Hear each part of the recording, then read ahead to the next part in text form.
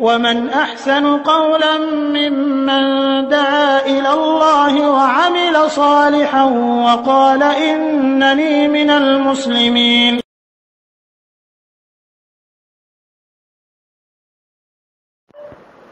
আসসালামু আলাইকুম ওয়া রাহমাতুল্লাহি ওয়া বারাকাতুহু।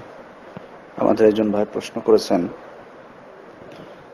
কেউ কোনো কিছু টাকা পড়ে ফেলে মনে করে যে ওটা মনে হয় ওর নিজেরই, সেজন্য সেটা খেয়ে ফেলে বা ব্যবহার করে বা যেটাই করুক না কেন,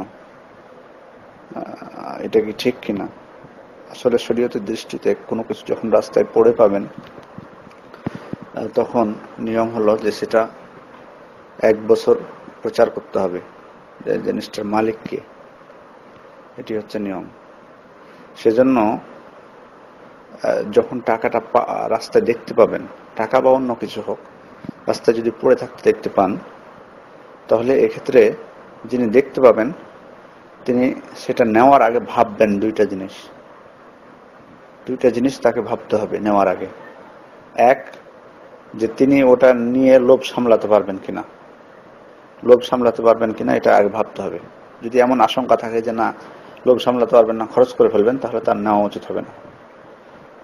আর দ্বিতীয় নাম্বার হচ্ছে তার ক্ষমতা থাকতে হবে যে তিনি 1 বছর প্রচার করতে পারবেন, এটা তিনি দায়িত্ব নিতে পারবেন। এটা এই দুইটা জিনিস যিনি পারবেন, লোভ সামলাতে পারবেন প্লাস দায়িত্ব নিতে পারবেন, তার জন্য এটা নেওয়া বৈধ আছে, না হলে নেবেন না। আচ্ছা, এরপর যদি নিয়ে নিলেন, এখন হুকুম কি? রাসূল সাল্লাল্লাহু আলাইহি ওয়াসাল্লাম কি বলছেন পড়ে পাওয়া জিনিসের সম্পর্কে? রাসূল সাল্লাল্লাহু আলাইহি ওয়াসাল্লাম বলেছেন, সহিহ সূত্রে প্রমাণিত হয়েছে, জিনিসটা যখন পাবে তখন 1 বছর প্রচার করবে এবং 1 বছর প্রচার করার পর যদি কেউ না পায়, মালিক না আসে, তাহলে তিনি কি করবেন? খরচ করতে পারার অধিকার আছে, তাকে খরচ করতে বলেছেন, কিন্তু তার সিফাতটা জেনে নিতে বলেছেন। অর্থাৎ ধরুন টাকা পড়ে পেয়েছেন 5,000 টাকা, কত টাকা নোট? 100 টাকা নোট না 500 টাকা নোট না 1000 টাকা নোট? সবগুলো মোট 5,000 টাকা পড়ে পেয়েছে। 5,000 টাকা ভালোভাবে দেখে নেবে যে এর আকৃতিটা বা কত টাকার নোটের সিফাতটা, সোজা কথা বর্ণনাটা ভালোভাবে মুখস্থ রাখবে। এটি হচ্ছে নিয়ম। তো 1 বছর জমা রাখার প্রচার করবে। এখন তো বর্তমান যুগে প্রচারের মাধ্যম অনেক হয়েছে, সহজ হয়েছে আগের থেকে, আশপাশের বাজার টাজার সহ সব জায়গায়। তবে মসজিদে প্রচার করবে না, কারণ মসজিদে হারানো জিনিস প্রচার করা যায় না। তো প্রচার করার মধ্যে যদি কেউ আসে তার কাছে নিতে, তাহলে কিন্তু কেউ এসে যদি বলে যে আমার ওই টাকা, তাহলে কিন্তু তাকে দিয়ে দেওয়া যাবে না।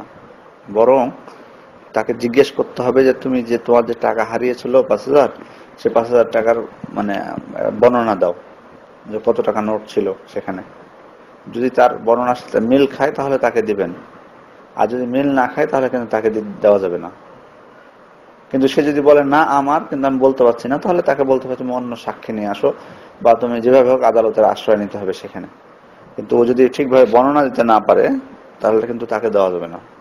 যদি দিতে পারে তাহলে আপনি তাকে দিয়ে দিলেন, আর যদি না দিতে পারে তাকে দেওয়া যাবে না।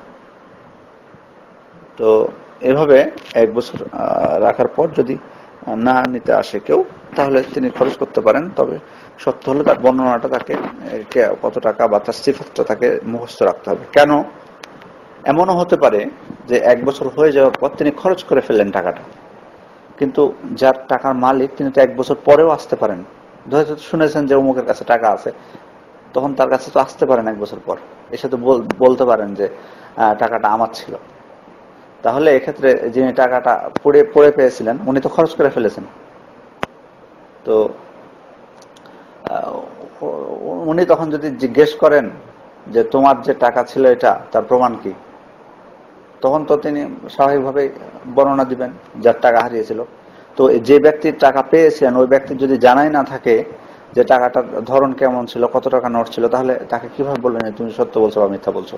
সেই জন্য খরচ করার আগে, যিনি টাকাটা পড়ে পাবেন, খরচ করার আগে তাকে ভালোভাবে মুখস্থ করে নিতে হবে সুন্দরভাবে, বা প্রয়োজনে লিখে রাখতে হবে যে এত টাকা নোট ছিল, যাতে 1 বছর পরেও কেউ যদি খরচ করার পর আসে এবং টাকা নিতে চায়, তাহলে যেন সঠিকভাবে জানতে পারে যে এই টাকাটা ওরই। আর 1 বছর পরে এসে যদি মালিক সত্যিকার অর্থে বুঝতে পারে, মালিক পাওয়া যায়, তাহলে টাকাটা খরচ করে দিলেও সমস্যা নেই, তাকে টাকা দিয়ে দিতে হবে। টাকা দিয়ে দিতে হবে, অন্য টাকা দেবে, ওই টাকায় না দেখ, অন্য টাকায় ওই পরিমাণ মূল্য, অথবা অন্য কোনো যদি জিনিস হয় টাকা ছাড়া, ধরেন স্বর্ণ, এমন যদি হয় যে 1 বছর মালিক খুঁজে পাননি, তখন স্বর্ণটা বিক্রি করে দিয়েছেন, পরে দেখা গেল যে সত্যিকারের মালিক চলে আসলো, তখন তাকে স্বর্ণের পরিমাণ যে মূল্য, স্বর্ণের যে মূল্য, তাকে ওই মালিককে ফেরত দিতে হবে।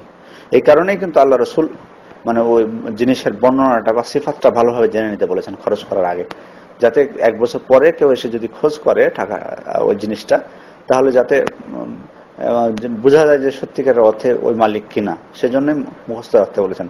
কারণ সে যদি মুখস্থ না রাখে, যিনি পড়ে পেয়েছেন যে 5,000 টাকা, তাহলে কিভাবে বুঝবেন যে এই মালিক যে এসে চাচ্ছে তার কাছে সে সত্য বলছে না মিথ্যা বলছে, এটা তো বোঝার উপায় নাই। সেজন্য খরচ করার আগে তাকে ভালোভাবে মনে রাখতে হবে যে কত টাকা নোট ছিল, যাতে পরবর্তীতে 1 বছর পরে কোনো সঠিক মালিক এসে যদি চায়, তাহলে তাকে যাতে টাকাটা ফেরত দিতে পারে। এই হলো সংক্ষিপ্ত বিবরণ। আসসালামু আলাইকুম ওয়া রাহমাতুল্লাহ।